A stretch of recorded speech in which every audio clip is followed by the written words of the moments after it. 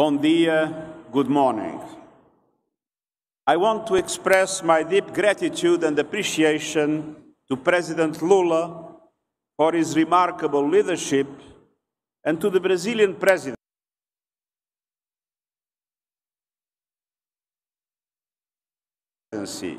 that is sparing no effort to steward the COP to a success.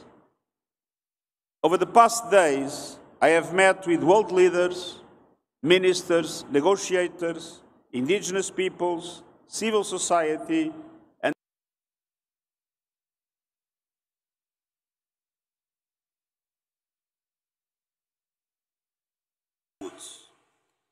asking how much more must we suffer. They have heard enough excuses, they demand results. After decades of denial and delay by many, science tells us that a temporary overshoot about 1.5 degrees, starting at the latest in the early 2030s, has become inevitable. We know what that means: more heat and hunger, more disasters and displacements, and the higher risk of crossing climate tipping points, unleashing irreversible damage, including here in the Amazon. But we can still bend temperatures back below 1.5 degrees before the end of this century, if we act now to make this overshoot as small, short, and safe as possible. And that mission begins here in Belem.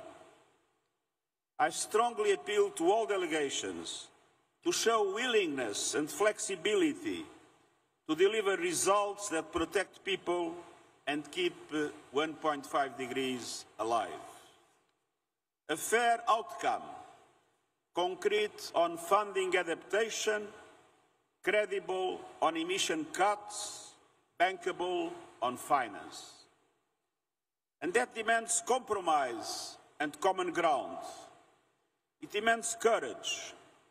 No delegation will leave Belem with everything it wants, but every delegation has a duty to reach a balanced deal. First, on protecting people. For millions, adaptation is not an abstract goal.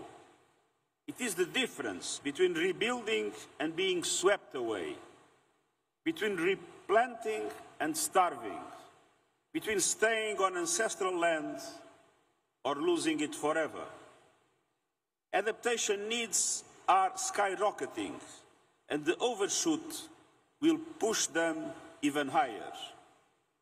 Yet, developed countries' commitment to double adaptation finance this year is slipping away. So, tripling adaptation finance by 2030 is essential. The Loss and Damage Fund, open for business but still largely empty, must be capitalized to easier and easier to access.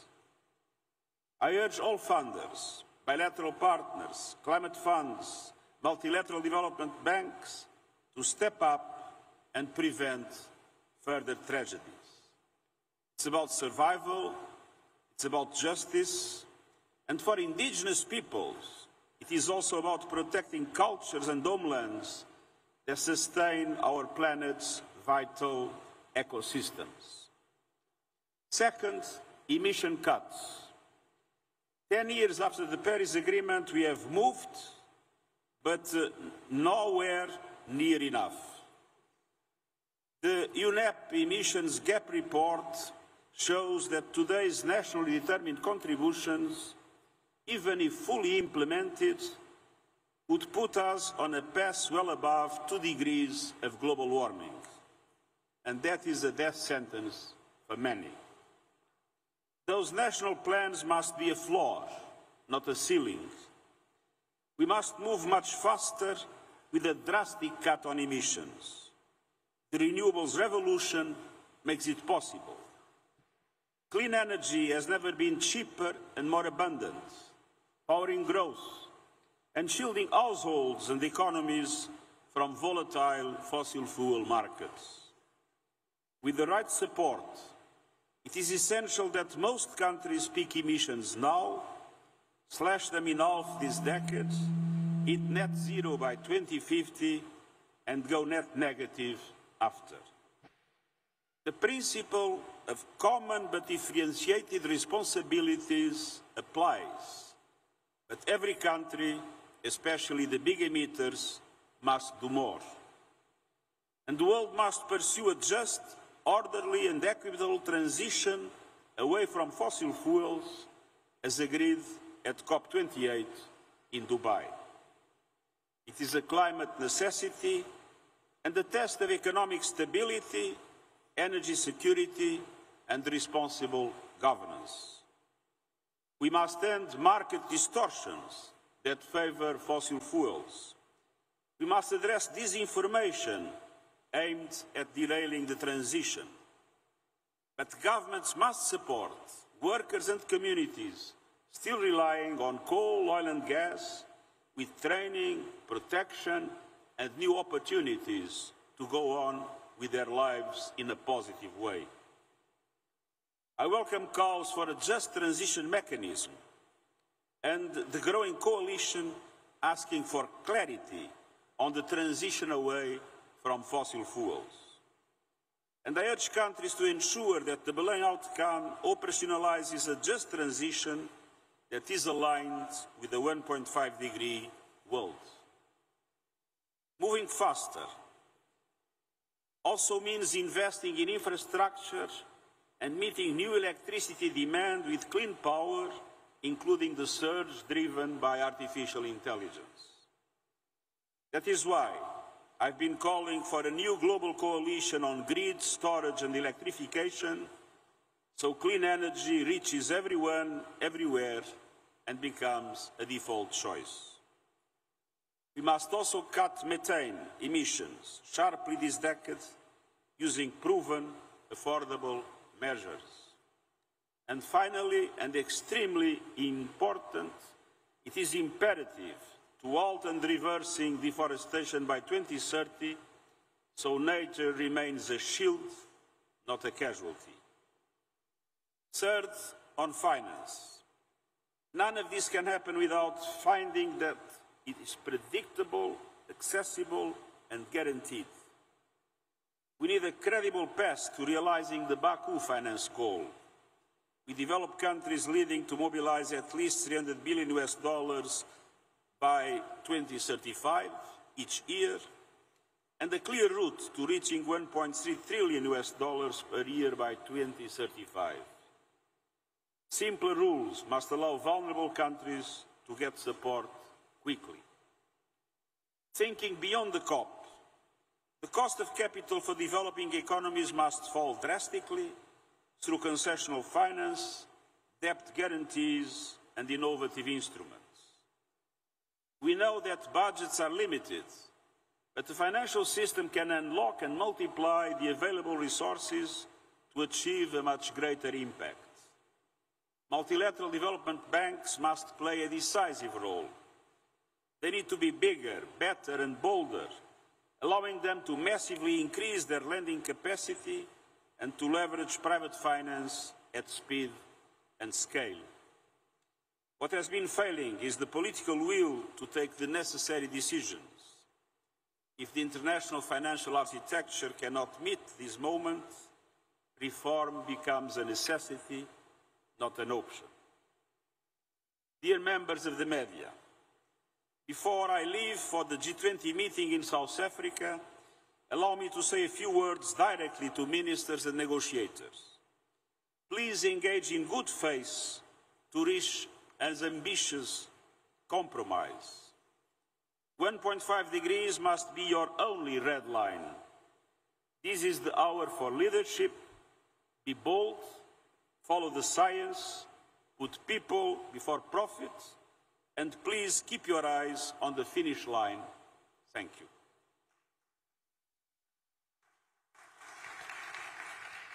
Thank you so much. I'm going to start with Victor from Globo.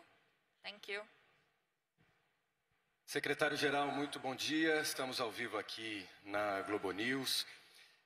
Bom, Com a vinda do presidente Lula para cá ontem, ele se envolveu nas negociações, mas ainda assim há muita resistência de países como China, Índia e Rússia para incluir no texto final da COP a redução da dependência de combustíveis fósseis. O senhor acha que isso pode prejudicar a missão 1.5 e prejudicar o legado da COP30? Aproveito, eu soube que o senhor saiu para jantar ontem aqui em Belém, gostou da cidade, o que o senhor está achando de Belém?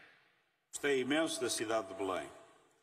E devo dizer que em todas as negociações há uma fase em que as posições são ainda divergentes. Para mim é claro que um acordo só será possível se esse acordo tiver em conta as preocupações daqueles que consideram que a adaptação necessita de um volume de recursos substancial e aqueles que consideram que de pouco valerá se apoiar a adaptação se as emissões continuarem a crescer de uma forma extremamente rápida, causando cada vez mais devastação por todo o mundo. Há, portanto, aqui um equilíbrio entre adaptação e mitigação que me parece importante resolver e estou convencido que a Presidência tudo fará para o alcançar e, obviamente, um dos problemas essenciais em relação ao nível de emissões que temos é o facto de os combustíveis fósseis representarem 80% das emissões.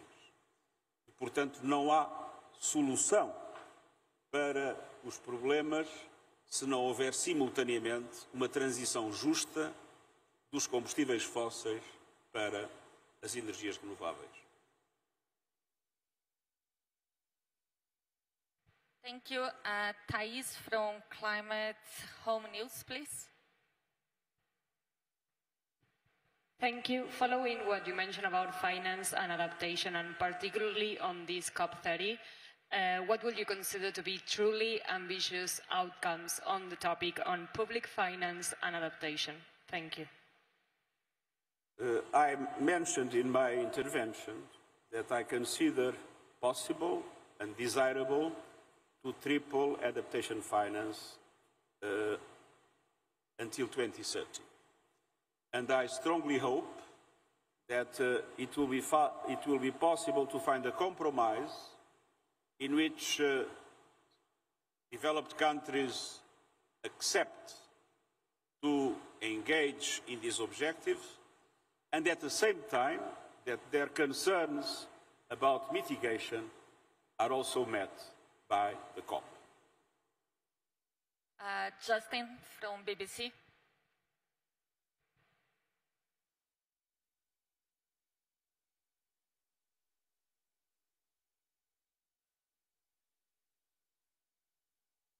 Hello, Secretary General. Secretary General, what message do you want this conference to send to Donald Trump?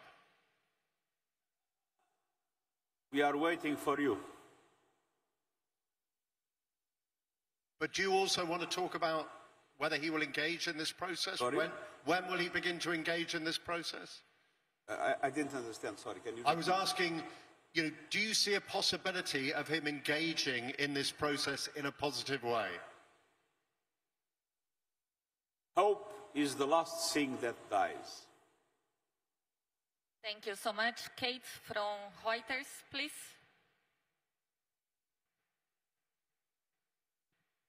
Thank you. Is a roadmap to transition away from fossil fuels vital to the outcome of this COP? And if that is not delivered as a deal that all countries here, not just some, sign up to, would you say that COP30 has failed? I think this is not the moment to talk about the possible failure of the COP. It is the moment to guarantee that that failure doesn't occur.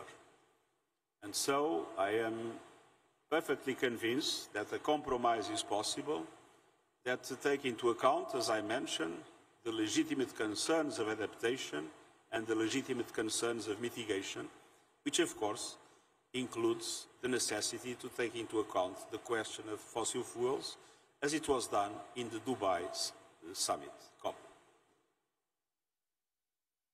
Thanks. Justin from AFP, please. If you can stand, just.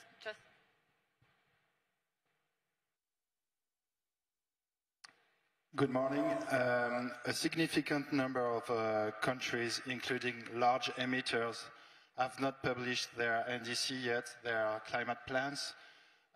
What is your message to them? A group of countries has done?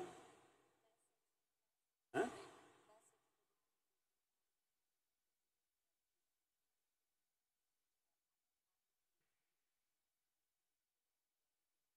Well, my message is that it's absolutely essential to have NDCs as quickly as possible. But more than that, as looking at today's NDCs, they are far from being aligned in general, not everyone, but in general, far from being aligned with 1.5 degrees goal. We need to consider them as a floor, not a ceiling, and we need to make an effort in order to guarantee that we have a more drastic cut in emissions in the years to come. I think we have time for one more. Jessica from Folha de São Paulo, please. Hello, good morning. How do you see the resistance of parties such as the EU and the UK who are supporting the roadmap to transition away from fossil fuels, but do not want to talk about increasing finance, especially in adaptation? What would be your message to these countries? I must tell you that I spoke with the overwhelming majority of those countries, and they seemed ready to engage with the financing of adaptation, having as a legitimate concern that that is balanced by progress in the key aspects of mitigation. Thank you very much. Muito obrigado. Thank you very much.